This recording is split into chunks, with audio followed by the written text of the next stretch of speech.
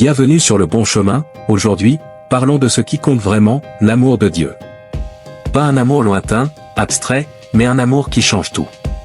Un amour dont nous avons tous soif, comme la terre assoiffée a soif de pluie. Parlons de cet amour vital et indispensable pour l'homme. Comme l'air pour nos poumons, ou de l'eau pour les poissons. Dans nos vies agitées, nous cherchons le bonheur partout, sauf là où il se trouve vraiment. Nous remplissons nos journées de distraction, nos cœurs de faux espoirs, mais le vide persiste. Tout comme Salomon, nous courons après le vent, oubliant que seul Dieu peut combler nos cœurs. Aussi comme un voyageur assoiffé cherchant de l'eau dans un désert aride, nous réalisons que ces sources ne peuvent étancher notre soif profonde. Souvenez-vous d'Élie, fuyant la reine Jézabel, épuisé et découragé dans le désert. Dieu lui a fourni de l'eau et de la nourriture, le revigorant pour la suite de son voyage. Seul l'amour de Dieu, tel un fleuve d'eau vive, peut nous abreuver, nous rassasier, nous revitaliser.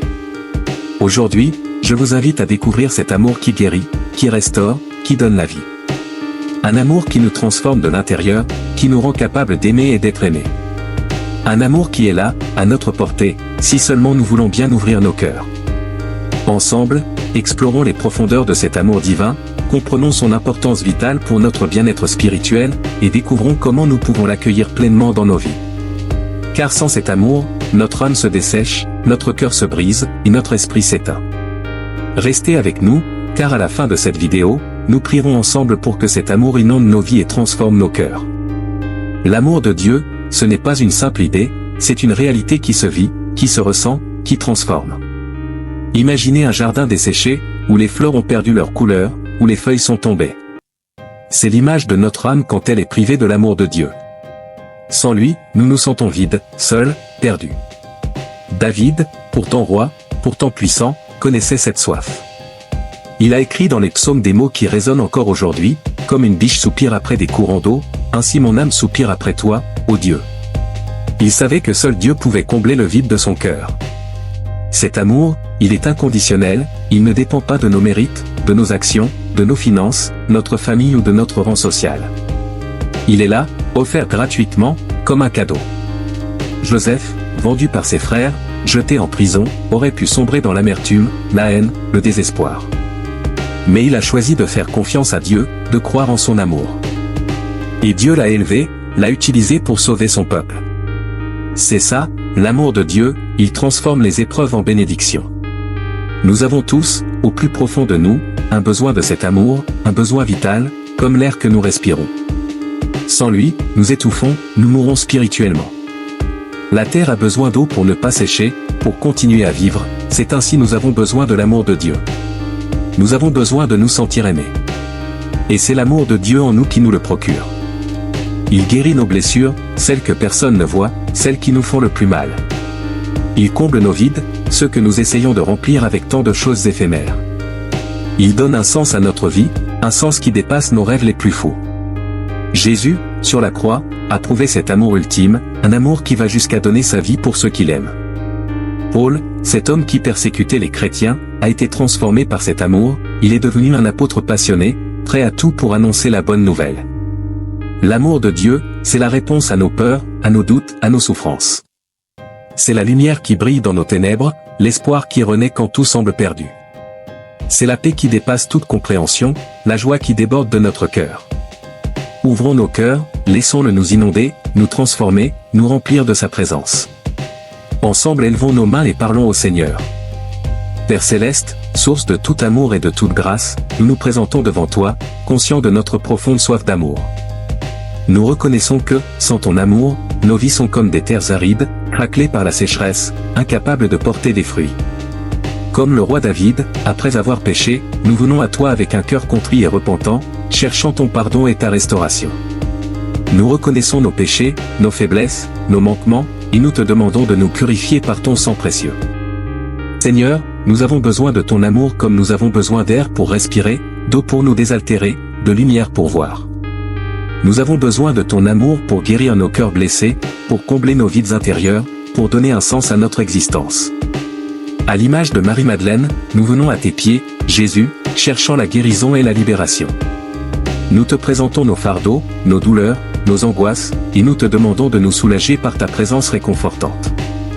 Nous te prions, Père, inonde nos âmes de ton amour inconditionnel. Libère-nous de nos peurs, de nos doutes, de nos ressentiments.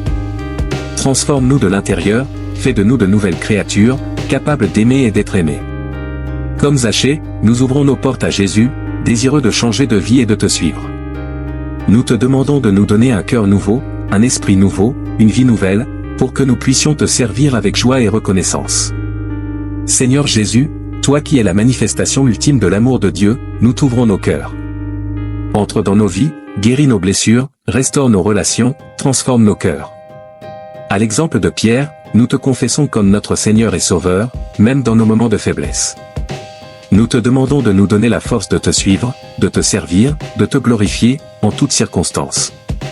Esprit Saint, toi qui répands l'amour de Dieu dans nos cœurs, remplis-nous de ta présence, guide-nous sur le chemin de l'amour, sur le bon chemin, enseigne-nous à aimer comme Dieu aime.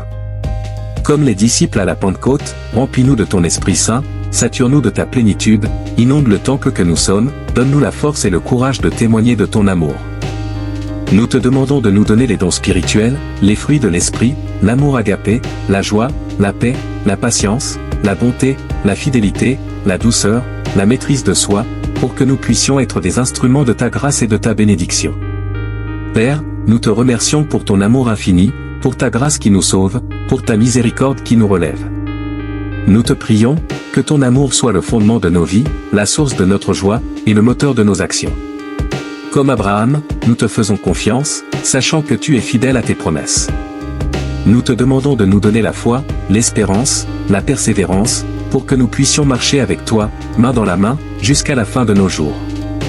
Au nom de Jésus-Christ, ton Fils bien-aimé, nous te prions. Amen. Chers amis, nous avons exploré ensemble les profondeurs de l'amour de Dieu, cette force vitale qui irrigue notre âme et transforme nos vies. Il est temps maintenant de passer de la théorie à la pratique, de l'intellect à l'expérience. N'oublions jamais que l'amour de Dieu n'est pas une simple notion abstraite, une belle idée à méditer. Il est une réalité tangible, une puissance agissante qui se manifeste dans nos vies de manière concrète. Souvenez-vous de l'apôtre Pierre, transformé par l'amour de Dieu après avoir renié Jésus. Il est passé de la peur et du doute à la foi et au courage, devenant un pilier de l'Église primitive. Ne restons pas passifs, ne nous contentons pas de contempler l'amour de Dieu de loin. Ouvrons nos cœurs à Jésus-Christ, la manifestation ultime de cet amour, et laissons-le nous inonder de sa présence guérissante. Comme Zachée, descendons de notre arbre d'indifférence et accueillons Jésus dans nos maisons, dans nos vies. N'ayons pas peur de nous abandonner à l'amour de Dieu, de lui confier nos peurs, nos blessures, nos péchés. Il est le seul qui puisse nous guérir, nous restaurer, nous transformer. Comme le Fils prodigue, revenons à notre Père Céleste, qui nous attend les bras ouverts, prêt à nous pardonner et à nous accueillir. N'oublions jamais que l'amour de Dieu est plus qu'un sentiment, c'est une force agissante qui nous pousse à aimer les autres comme il nous aime.